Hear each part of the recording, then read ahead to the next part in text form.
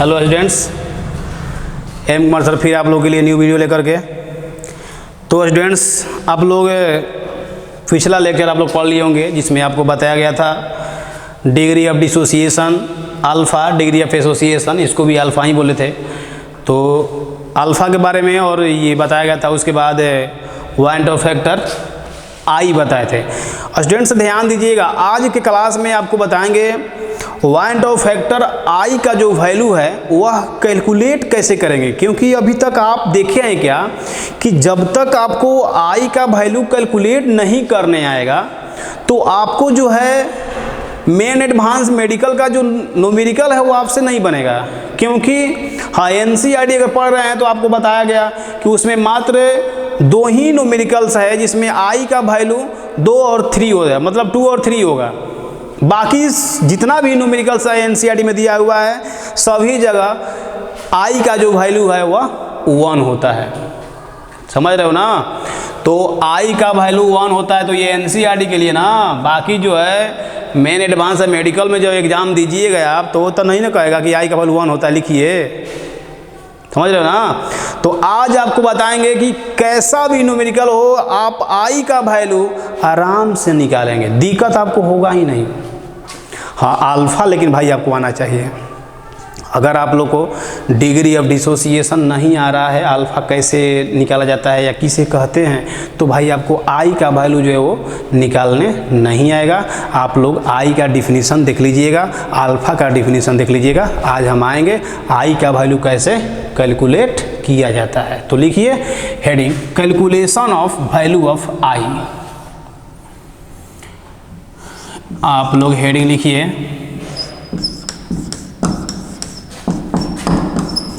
Calculation of van't of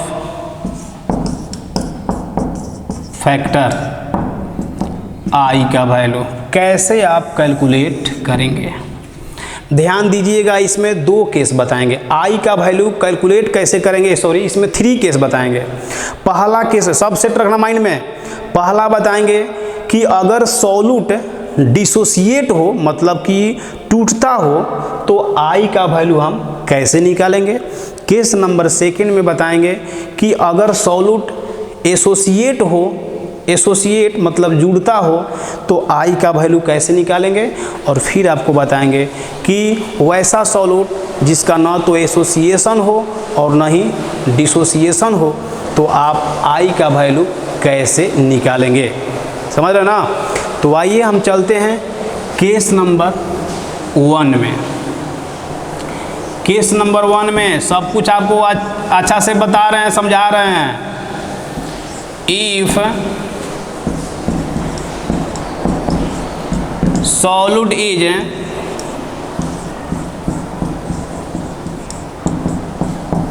electrolyte और solute is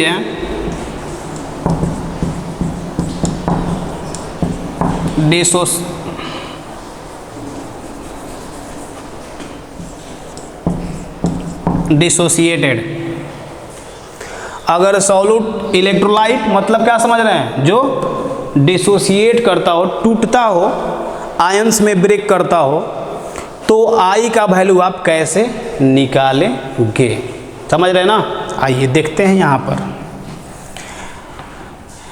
आइए समझते हैं। उसके बाद आप लोग लिखेंगे ए रिएक्टेंट है, यह प्रोडक्ट बना रहा है NB। ध्यान दीजिएगा, अभी सही माइंड सेट रखो। आपसे पूछा जाएगा कि ये कितना मोल है रिएक्टेंट, कहना 1 मोल है, यहाँ पर कुछ नहीं तो 1। प्रोडक्ट कितना मोल है, कहना कि N मोल है। तो लिए थे 1 मोल, हो गया प्रोडक्ट N मोल, तो कहेंगे यहाँ पर क्या हुआ है, डिसोसिएशन हुआ है। तो कैसे आप निकालेंगे आई का वैल्यू, आइए देखते हैं। यहाँ पर हम ले रहे हैं रिएक्टेंट 1 मोल। रिएक्टेंट हम 1 मोल लिए हैं, तो अभी लिए हैं तो प्रोडक्ट नहीं बनेगा, 0। अब जो है कुछ समय के बाद रिएक्शन स्टार्ट होगा। तो रिएक्शन स्टार्ट होगा तो मान लेते हैं कि इसमें से अल्फा ख़त्म हो गया। कितना ख़त्म हो गया? अल्फा ख़त्म। तो हमको ये बताओ, जब 1 लिए थे और इसमें अल्फा ख़त्म हो गया, अल्फा ख़त्म हो गया तो ये बनेगा कितना?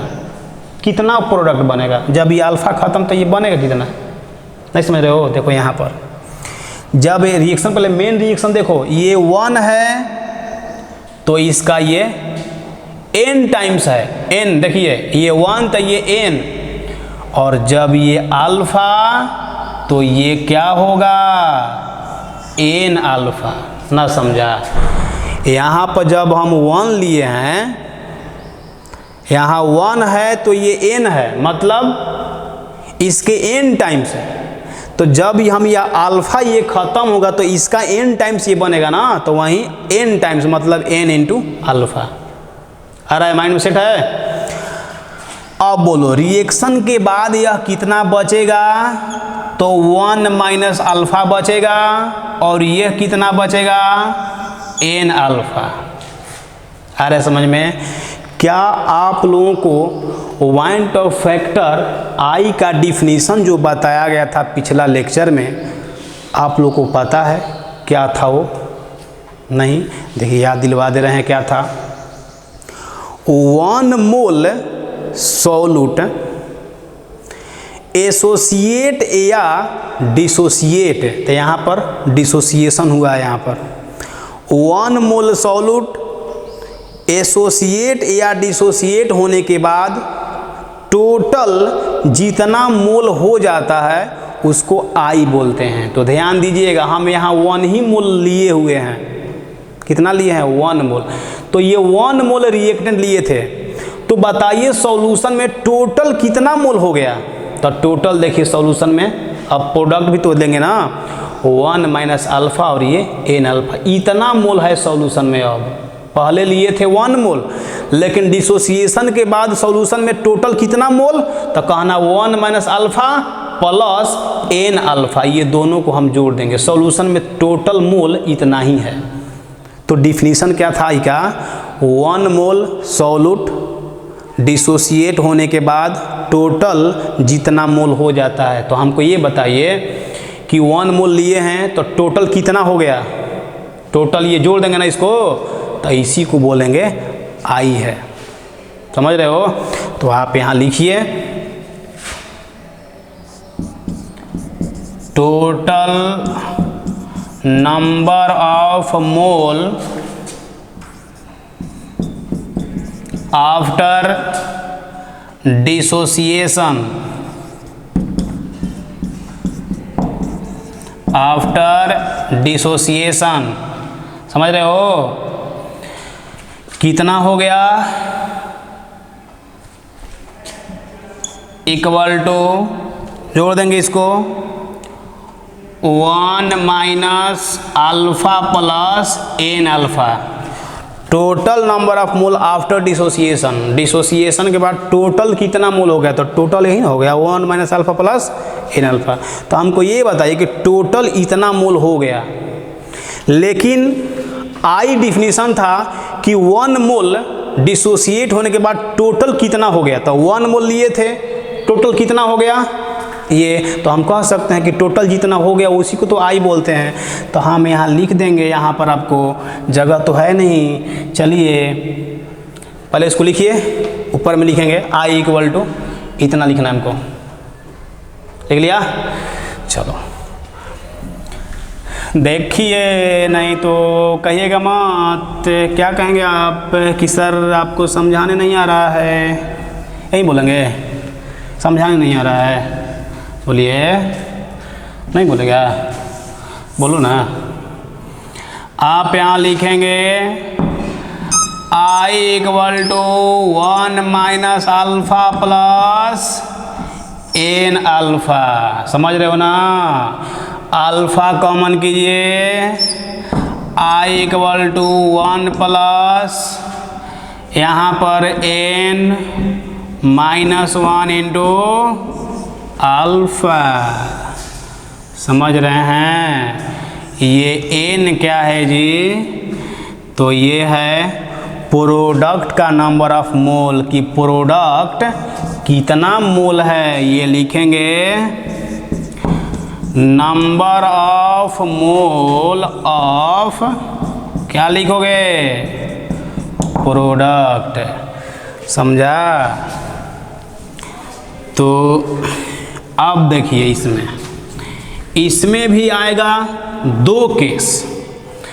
अगर आप लोग देखिए भाई, अगर आप लोग जो है स्टूडेंट बनना चाहते हैं, टीचर बनना चाहते हैं, तो इसका डेरिवेशन भी आप लोग याद करेंगे, कैसे कैसे हम ये फार्मूला डिराइव किए हैं। अगर आप स्टूडेंट बनना चाहते हैं तो केवल इसको याद रखेंगे। कुछ लोग कहेंगे सर दोनों में से कुछ नहीं बनना है, तो दोनों में से कुछ नहीं बनना है तो कोई भी आप याद मत कीजिएगा, सीधा सा बात है भाई। अब दोनों में कुछ बनना ही नहीं तो क्या करोगे याद करके। तो याद स्टूडेंट बनना है तो केवल इसको याद रखिएगा कि अगर सॉल्यूट डिसोसिएट हो तो I equal to 1 plus n minus 1 into alpha होता है, जहाँ पर n क्या है तो प्रोडक्ट का नंबर ऑफ मोल है। जैसे देखिए ये NaCl है, तो इसको तोड़िएगा पहले, टूटेगा या Na प्लस और Cl माइनस में, तो कहेगा कि प्रोडक्ट का मोल बताइए, तो कहना कि 1 मोल ये और 1 मोल ये, कितना मोल है तो प्रोडक्ट 2, तो कहेगा n के जगह पर यहाँ 2 है। आ रहा है कुछ समझ में? तो देखो डिसोसिएशन के लिए I हो गया। अब इसमें दो केस आएगा, एक स्ट्रॉन्ग इलेक्ट्रोलाइट होगा तो I कैसे निकालेंगे, वीक इलेक्ट्रोलाइट होगा तो I हम कैसे निकालेंगे। इसमें दो केस है, समझ रहे हो? तो आइए चलते हैं केस इसमें A नंबर में। ये तो कन्फर्म है कि डिसोसिएशन में I ये होता है ना। अब डिसोसिएशन में दो केस आएगा, एक स्ट्रॉन्ग इलेक्ट्रोलाइट, दूसरा वीक इलेक्ट्रोलाइट। अरे कुछ चलो, तो चलिए आ रहे हैं हम, वो भी ख़त्म कीजिए।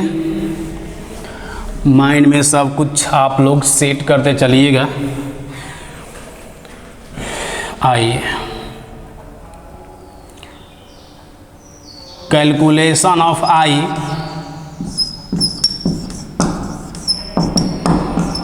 Calculation of I for strong electrolyte. ध्यान दीजिए, अब यहाँ से आपको स्टार्ट हो गया सॉल्यूशन चैप्टर का। अगर आप हीरो बनना चाहते हैं तो I पर कमांड होना चाहिए। अगर I आ गया आपको अच्छा समझ में, तो सॉल्यूशन चैप्टर का हीरो आप कहीं से भी आप पूछेंगे तुरंत आप बता देंगे किसी भी क्वेश्चन को। लेकिन अगर आपको I में दिक्कत है तो जीरो है भाई, फिर आपको जो है अच्छे अच्छे न्यूमेरिकल बस की बात आपके नहीं होगा। समझ रहे हो ना? तो स्ट्रॉन्ग इलेक्ट्रोलाइट, क्या आपको पता है कि स्ट्रॉन्ग इलेक्ट्रोलाइट जो होता है ना वह कंप्लीटली आयोनाइज होता है, मतलब कि जितना आप लेंगे पूरा का पूरा खत्म। आ रहा समझ में? और स्ट्रॉन्ग इलेक्ट्रोलाइट जो होता है ना, देखो स्ट्रॉन्ग इलेक्ट्रोलाइट क्या होता है, कंप्लीटली आयोनाइज्ड होता है। कंप्लीटली आयोनाइज्ड होता है। और ध्यान दीजिएगा, कंप्लीटली आयोनाइज होगा तो इसका मतलब, कंप्लीटली आयोनाइज होगा तो इसका मतलब ध्यान दो। देखो क्या ध्यान देना है कि अगर कंप्लीटली आयोनाइज होगा मतलब कि जितना आप लेंगे पूरा का पूरा खत्म, जितना लेंगे पूरा खत्म। अगर आप 10 लेंगे ना, मान लो ये 10 मोल लिए हैं, कौन सा, स्ट्रॉन्ग इलेक्ट्रोलाइट, तो अगर 10 आप लिए हैं ना तो ये पूरा का पूरा खत्म, तो 10 में 10 खत्म ना। समझा? तो पूछा जाएगा आपसे कि डिग्री ऑफ डिसोसिएशन यानी अल्फा का वैल्यू बताइए स्ट्रॉन्ग के लिए। तो अल्फा का डिफिनीशन पहले आपके माइंड में आना चाहिए। अल्फा बताया गया था 1 मोल सॉल्यूट में जितना डिसोसिएट कर जाता है, 1 मोल में जितना डिसोसिएट कर जाएगा। तो बताइए कि जब स्ट्रॉन्ग इलेक्ट्रोलाइट है और स्ट्रॉन्ग का कम्प्लीटली आयोनाइजेशन होता है तो हम लिखेंगे यहाँ पर कि 10 में 10 ख़त्म, तो 1 में कितना ख़त्म, 10/10 यानी कि 1 ख़त्म। अरे कम्प्लीटली का मतलब तो यही ना होता है जितना लेंगे उतना ख़त्म। तो 10 लिए थे 10 ख़त्म, 1 लेंगे तो कितना ख़त्म, 10/10 यानी 1 ख़त्म। तो 1 में जितना ख़त्म होता है उसी को तो अल्फा बोलते हैं। 1 में कितना ख़त्म हुआ, 1। तो कहना कि स्ट्रॉन्ग इलेक्ट्रोलाइट का जो अल्फा का वैल्यू जो होता है ना वह 1 होता है। ना समझा? स्ट्रॉन्ग का अल्फा कितना, 1। माइंड में सेट रहेगा। और आइए क्या बताया गया था आपको कि अगर सॉल्यूट डिसोसिएट कर जाएगा तो डिसोसिएशन के लिए I कितना होता है, 1 + n-1 इंटू अल्फा। यही ना बोले थे डिसोसिएशन होगा तो नहीं। हाँ, तो ये स्ट्रॉन्ग के लिए तो बताइए स्ट्रॉन्ग का अल्फा कितना, 1। तो यहाँ 1 रखेंगे अगर तो देखो तो यहाँ पर 1 + n-1 इंटू अल्फा और अल्फा 1 तो खत्म 1, ये 1 और 1 खत्म। बोलिए यहाँ पर I = क्या होगा, n। देख लीजिए कहाँ से कहाँ पहुँच गए। कहने का मतलब ये है कि स्ट्रॉन्ग इलेक्ट्रोलाइट का I का, ये स्ट्रॉन्ग इलेक्ट्रोलाइट का I जो होता है ना वह n के इक्वल होता है। n क्या है, तो number of mole of product का नंबर ऑफ मोल है। यानी आपको स्ट्रॉन्ग इलेक्ट्रोलाइट के लिए I निकालने में दिक्कत नहीं होगा। कहेगा स्ट्रॉन्ग इलेक्ट्रोलाइट के लिए I बताइए, तो आप उसको तोड़ करके देखिएगा कि प्रोडक्ट कितना मोल है और जितना मोल प्रोडक्ट होगा उसी को बोल दीजिएगा I। लेकिन सवाल ये आपके माइंड में जरूर आता होगा कि सर स्ट्रॉन्ग इलेक्ट्रोलाइट कौन कौन होता है, हम कैसे पहचानेंगे स्ट्रॉन्ग इलेक्ट्रोलाइट। आप तो सर ये बता ही नहीं रहे हैं कि स्ट्रॉन्ग इलेक्ट्रोलाइट कौन होता है, कैसे जानेंगे कि सर ये स्ट्रॉन्ग है, कैसे जानेंगे कोई वीक है। नहीं, अच्छा ये भी क्वेश्चन है ना आपके माइंड में। चलिए बहुत अच्छा किए, पूछे नहीं तो हम ही बता देते हैं। देखो स्ट्रॉन्ग इलेक्ट्रोलाइट कौन कौन से हो सकते हैं, तो इसका एग्जाम्पल हो सकते हैं स्ट्रॉन्ग एसिड। स्ट्रॉन्ग इलेक्ट्रोलाइट होगा। Strong base and all types of salt, और सभी तरह का सॉल्ट इसका एग्जाम्पल होगा। अब ये भी सोचते होंगे सर स्ट्रॉन्ग एसिड बताइए, तो कितना सब वीक है रे, बहुत आप लोग वीक हैं सच में।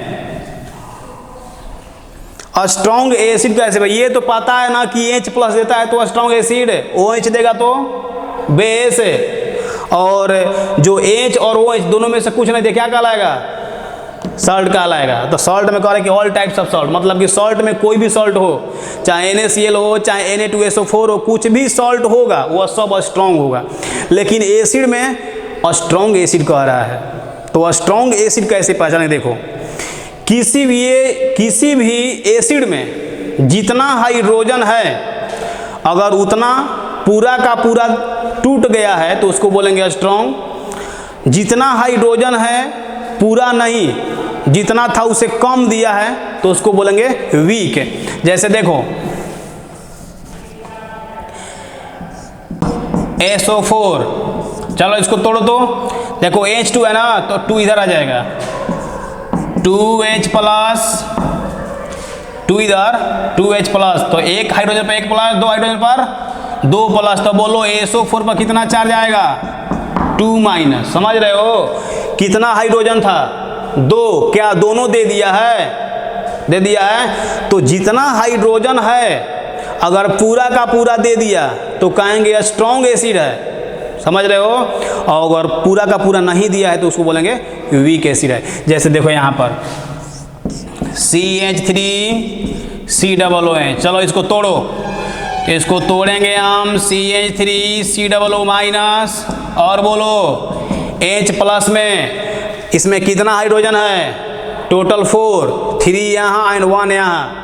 लेकिन जब इसको आयंस में तोड़े हैं तो यह क्या आपने चारों हाइड्रोजन को दे दिया है? नहीं, केवल एक हाइड्रोजन को दिया है ना। तो इसमें हाइड्रोजन जितना है उतना तो नहीं ना दिया, तो ये कहेंगे वीक एसिड है। आ रहा समझ में? ये क्या कहलाएगा? वीक एसिड है। मेरे same to same case base के साथ भी ऐसा ही होता है, समझ रहे हो ना।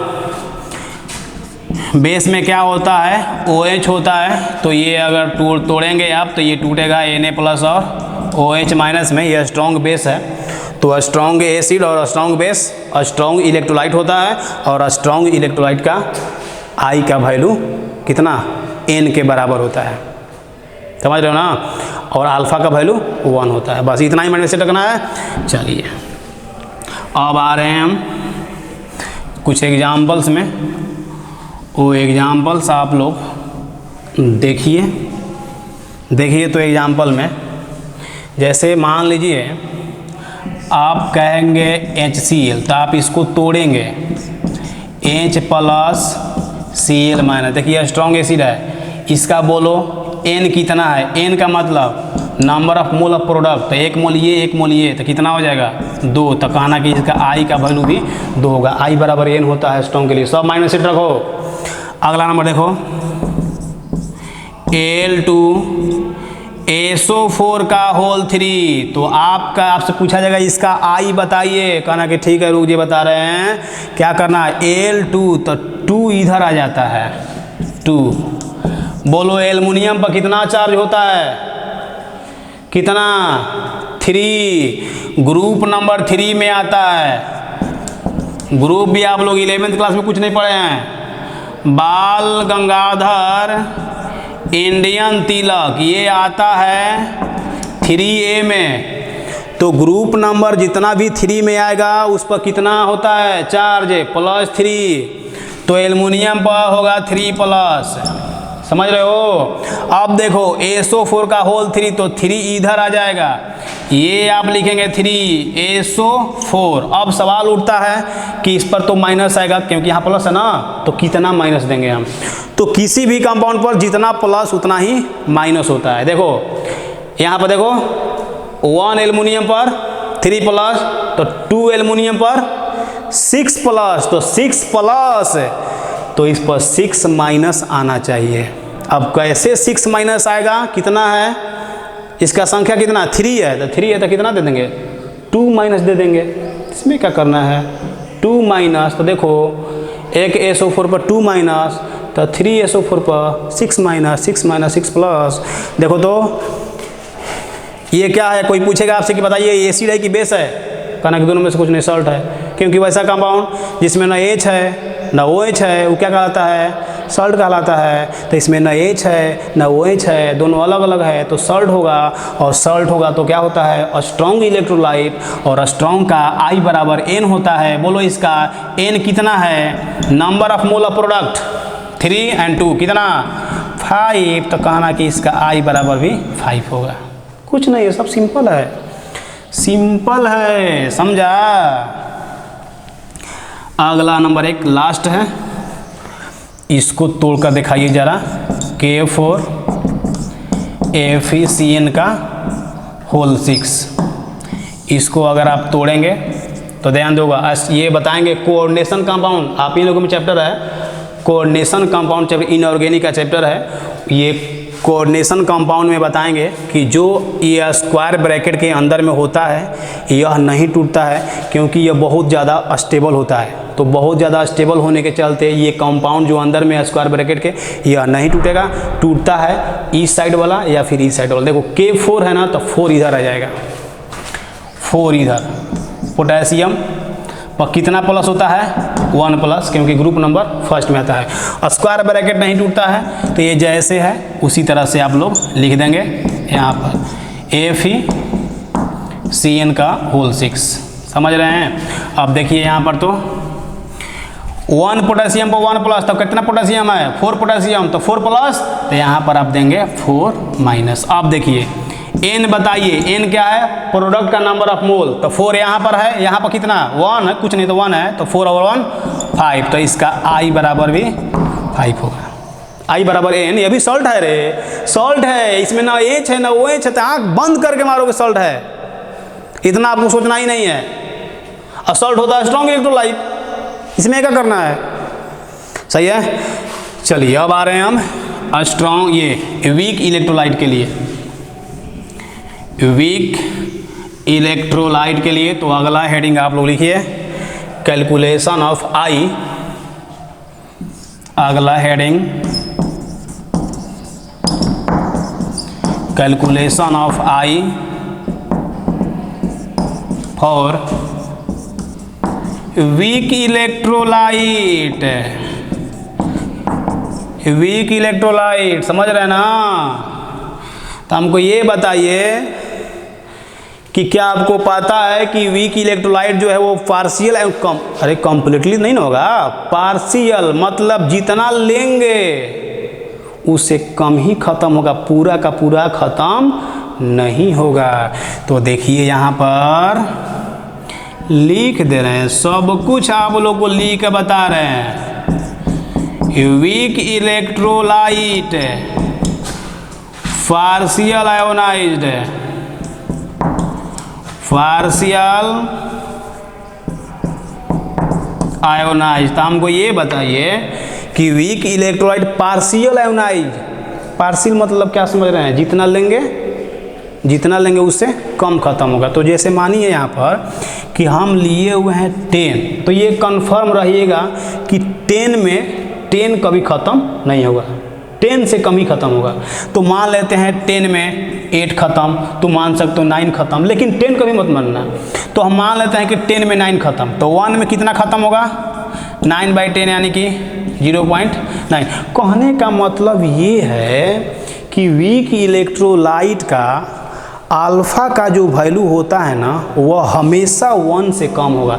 अरे 10 कम्प्लीटली टूटता तब ना अल्फ़ा 1 होता है, लेकिन कम्प्लीटली तो टूटेगा नहीं, यह टूटता है पार्शियली टूटेगा। तो अल्फ़ा का जो वैल्यू है ना वह हमेशा 1 से कम होगा, हमेशा 1 से कम होगा। समझ रहे हो। कहे कि सर 1 से कम होगा तो फिर हम निकालेंगे कैसे सर, यहाँ तो सर हमको दिक्कत हो जाएगा ना। वहाँ तो सर स्ट्रॉन्ग वाले में दिक्कत नहीं था सर, वहाँ तो हम तुरंत रख दिए थे कि ये अल्फ़ा का वैल्यू 1 होता है, तो हम जान गए कि I बराबर N होगा। N का मतलब number of mole of product, तो प्रोडक्ट का मोल हम बता देंगे I है। लेकिन सर यहाँ अल्फ़ा सर 1 से कम तक कैसे हम सर मानेंगे।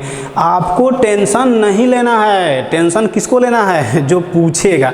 अल्फ़ा देखो, अगर वीक इलेक्ट्रोलाइट रहेगा तो क्वेश्चन में अल्फ़ा का वैल्यू दिया रहेगा, सीधा सा बात है भाई। अल्फ़ा का वैल्यू क्वेश्चन में दिया रहेगा, लेकिन अल्फ़ा का वैल्यू दिया रहेगा तो आपके माइंड में होना चाहिए कि अल्फ़ा कहते किसको हैं। तो अल्फ़ा कहते हैं 1 में कितना ख़त्म, 1 में जितना ख़त्म होगा उसको बोलते हैं I। देखो ये सॉरी अल्फ़ा बोलते हैं। ध्यान दीजिएगा यहाँ पर अल्फ़ा का वैल्यू क्वेश्चन देगा, लेकिन आपके स्टाइल में नहीं। क्या आप क्या समझ रहे हैं कि आपके स्टाइल में दे देगा और तुरंत आप रख दीजिएगा कि अल्फ़ा इक्वल टू इतना दिया हुआ है, नहीं, वो अपने स्टाइल में देगा। देखिए क्या कहेगा, कहेगा कि कोई सॉल्यूट है जो 87% आयोनाइज हो रहा है, ऐसे इस अंदाज में पूछेगा।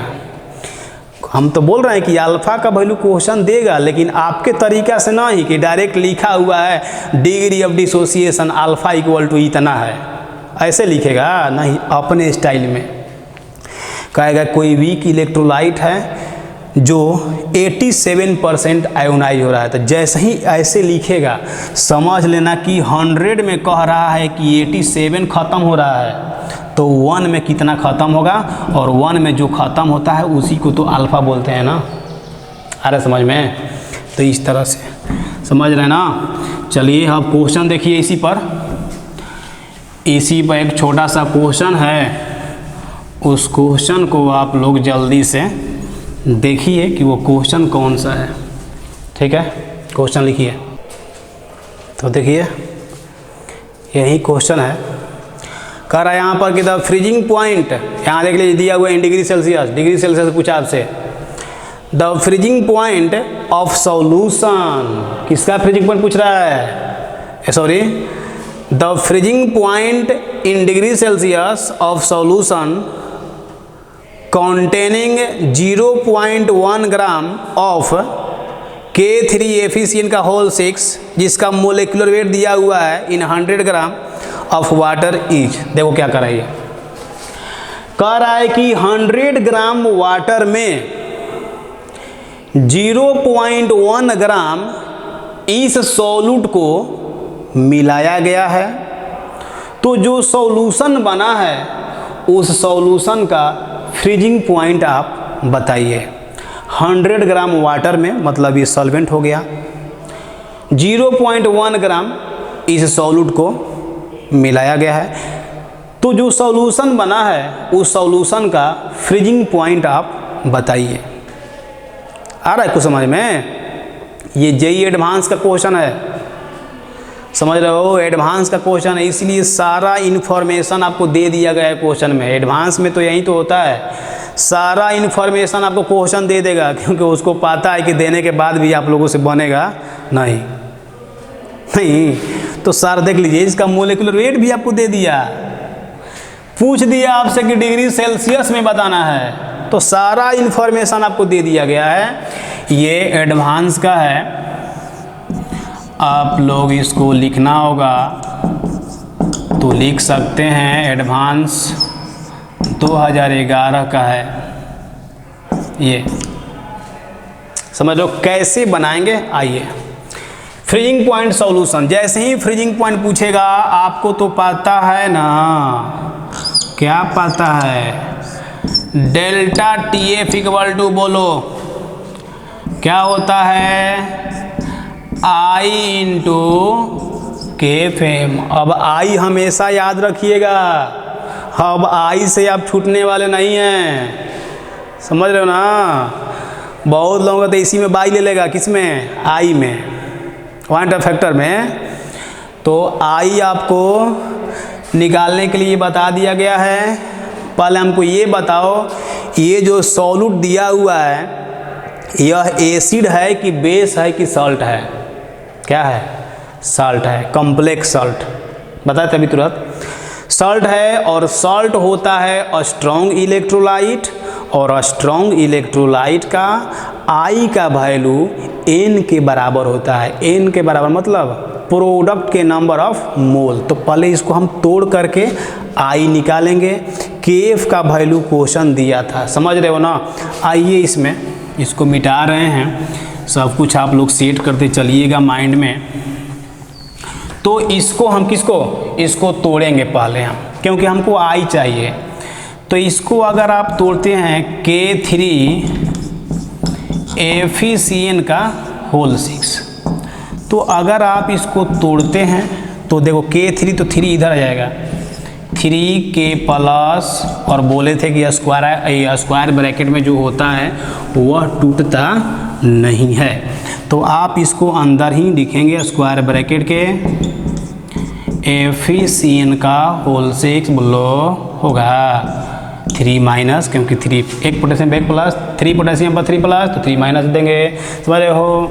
चलिए तो बोलो N कितना है, N का वैल्यू 3 यहाँ, 1 यहाँ, तो 4 है, तो 4 है तो I का वैल्यू कितना हो जाएगा, 4 हो जाएगा। आ रहा है कुछ समझ में जी? नहीं आ रहा है, कितना आप लोग वीक हैं जी।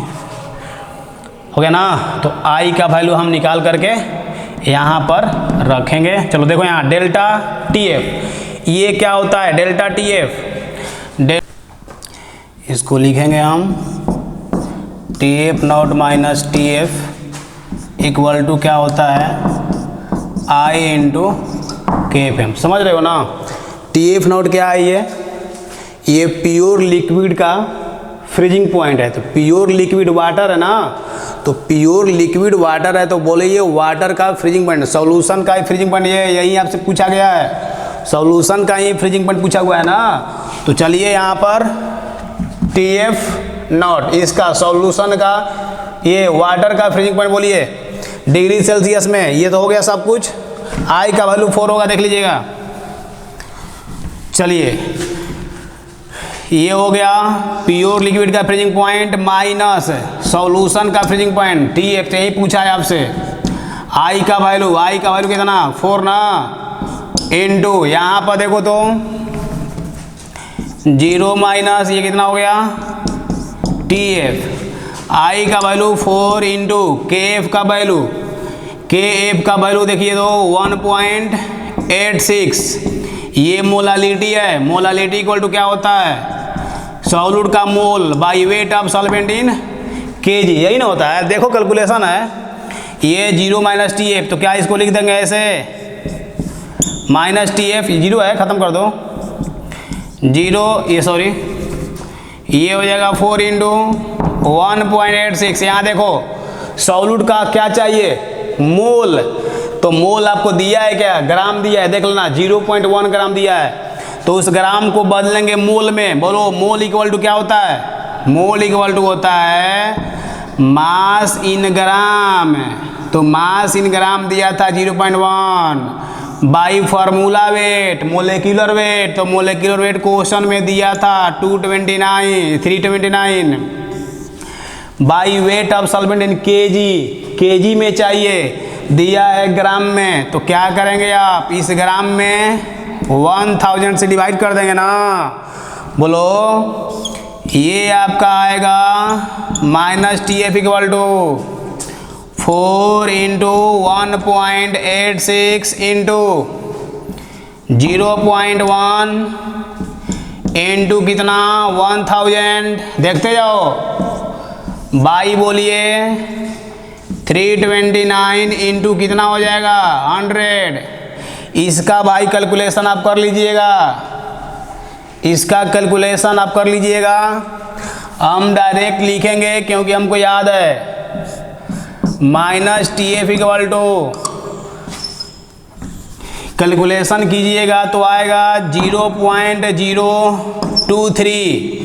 समझ रहे हो क्या, इसको हम लिख सकते हैं 2.3 इंटू 10 का पावर -2 बोलिए, और डायरेक्ट TF इक्वल टू, तो TF इक्वल टू यहाँ पर माइनस आ जाएगा 2.3 इंटू 10 का पावर -2 डिग्री सेल्सियस। ऑप्शन में आपको यही दिया था, समझ रहे हो ना। चलिए अब आ रहे हैं हम केस नंबर 2 में। आप पढ़ रहे हैं I का वैल्यू कैसे कैलकुलेट किया जाता है, तो आपको बता दिया गया I का वैल्यू अगर सॉल्यूट डिसोसिएट करेगा तो I कैसे निकालेंगे। उसमें 2 केस, अगर सॉल्यूट स्ट्रॉन्ग इलेक्ट्रोलाइट है तो उसका I इक्वल टू N होता है, अगर सॉल्यूट वीक इलेक्ट्रोलाइट है तो उसका अल्फा का वैल्यू क्वेश्चन देगा तो आप वहां से I निकाल सकते हैं। अब आएंगे केस नंबर 2 में। Case 2, if solute is associated in solution, अगर एसोसिएट करेगा तब, ध्यान दीजिए यहाँ पर। चलिए ये लिए हुए हैं N मोल, जब यह सॉल्यूट एसोसिएट होगा तो एसोसिएट होकर के इस तरह से बना दिया। जैसे देखो तो ये कितना मोल है, तो ये है कितना मोल, N मोल है, N मोल ना। जब ये एसोसिएट हो गया तो अब कितना मोल हो गया, यहाँ पर 1 मोल। तो देखिए यहाँ पर तो लिए थे N मोल, हो गया 1 मोल, समझ रहे हो। चलिए मोल टेकन हम यहाँ पर ले रहे हैं 1, तो अभी रिएक्शन स्टार्ट नहीं हुआ है, कुछ नहीं बनेगा, 0। अब स्टार्ट होगा तो मान लेते हैं इसमें अल्फा खत्म, तो अल्फा खत्म तो ये कितना बनेगा पता है, कितना बनेगा, प्लस अल्फा बाई एन। नहीं है यार, ऊपर से जी ये कितना है, एन है, तो एन है तो कितना बना, 1 बना, तो ये 1 होता तो कितना 1 बाई एन, और ये अल्फा होता तो कितना 1 बाई एन इंटू अल्फा नहीं होगा, अल्फा बाई एन, वही तो लिखे हैं यहाँ पर, समझ रहे हो ना। अल्फा खत्म तो ये बनेगा अल्फा बाई एन। अब बोलो रिएक्शन के बाद ये कितना बचेगा, 1 माइनस अल्फा, और ये अल्फा बाई एन। बोलिए कितना हो गया टोटल मोल, टोटल मोल आप बताइए, यहाँ पर लिखेंगे total mole after association, after association बोलो तो जोड़ देंगे ना, 1 माइनस अल्फा प्लस बोलो अल्फा बाई एन। तो देखो तो कितना मोल लिए थे, 1 मोल। तो आपको बताया है कि 1 मोल सॉल्यूट एसोसिएट या डिसोसिएट होने के बाद टोटल जितना मोल होता है ना उसी को बोलते हैं आई। तो यहाँ पर डिसोसिएट नहीं बल्कि क्या हुआ है, एसोसिएट। तो 1 मोल सॉल्यूट एसोसिएट होने के बाद टोटल कितना मोल हो गया, तो टोटल हो गया इतना, तो उसी को बोलते हैं आई। तो हम यहाँ बोल सकते हैं कि आई बराबर इतना होगा।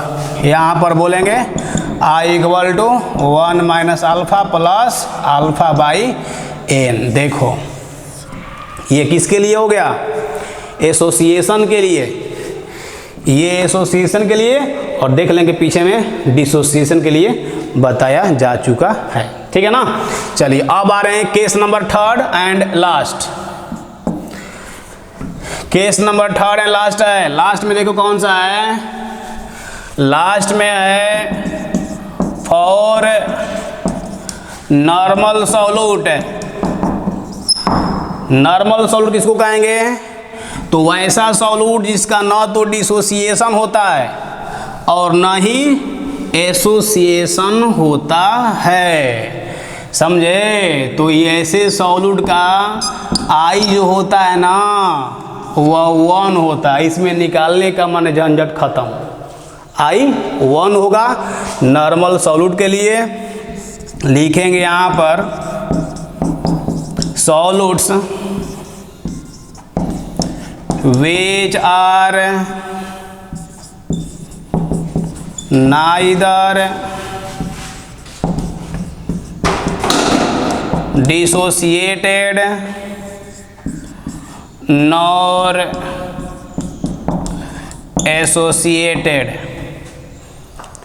मतलब जिसका एसोसिएशन डिसोसिएशन कुछ नहीं होता हो उसको बोलेंगे नॉर्मल सॉल्यूट। और नॉर्मल सॉल्यूट का आई कितना होता है, 1 होता है। आप लिखना चाहें तो लिख सकते हैं। इसका एग्जाम्पल कौन कौन होता है, शुगर हो सकता है, यूरिया हो सकता है, और ग्लूकोज हो सकता है, ठीक है ना।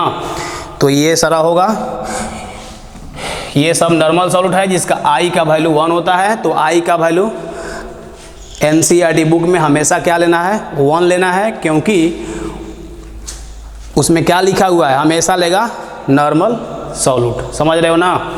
तो नॉर्मल सॉल्यूट है, एनसीईआरटी में दो ही क्वेश्चन है जिसमें आई का वैल्यू जो है आपको निकालना पड़ेगा, बाकी सभी जगह जो है हमेशा आई का वैल्यू 1 ही रखिएगा, समझ रहे हैं।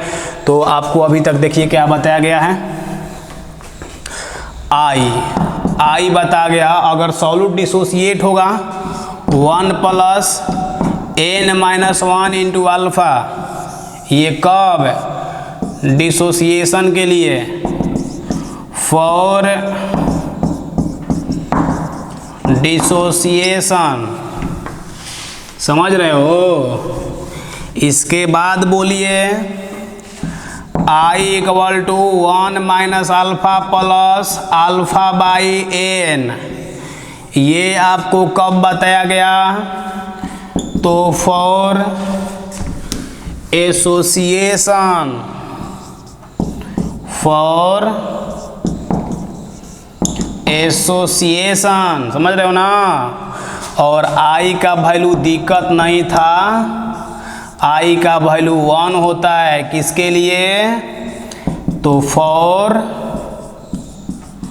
नॉर्मल सॉल्यूट, समझ रहे हैं। तो आज का क्लास ख़त्म। आज आप लोग को देखिए क्या क्या बताया गया है। आप लोग पीछे में डिग्री ऑफ डिसोसिएशन अल्फ़ा बताया गया, डिग्री ऑफ एसोसिएशन अल्फ़ा ही इसको बोला जाता है। उसके बाद वांट ऑफ फैक्टर आई, तो वांट ऑफ फैक्टर आई जो है इसमें आपको 3 केस, पहला केस कि अगर सॉल्यूट डिसोसिएट होता है तो उसमें आई का फॉर्मूला ये बताया गया। अब इसमें 2 केस कि अगर सॉल्यूट स्ट्रॉन्ग इलेक्ट्रोलाइट है तो स्ट्रॉन्ग के लिए बताया गया कि अल्फ़ा का वैल्यू 1 होता है, इसलिए स्ट्रॉन्ग के लिए आई का वैल्यू n के इक्वल होता है। इसके बाद सेकेंड केस आया था वीक इलेक्ट्रोलाइट का, तो बोले थे कि वीक इलेक्ट्रोलाइट का अल्फ़ा का वैल्यू क्वेश्चन देगा, तो आप अल्फ़ा का वैल्यू यहाँ रख करके n जो है वो प्रोडक्ट का नंबर ऑफ मोल है कि प्रोडक्ट कितना मोल है, तो प्रोडक्ट आप निकाल करके, जैसे देखो ये HCl है तो आप इसको तोड़ेंगे H प्लस Cl माइनस, तो प्रोडक्ट का मोल तो 1 मोल ये और 1 मोल ये, तो कितना हो गया 2 मोल ना, तो यहाँ n के जगह पर 2 रखिएगा।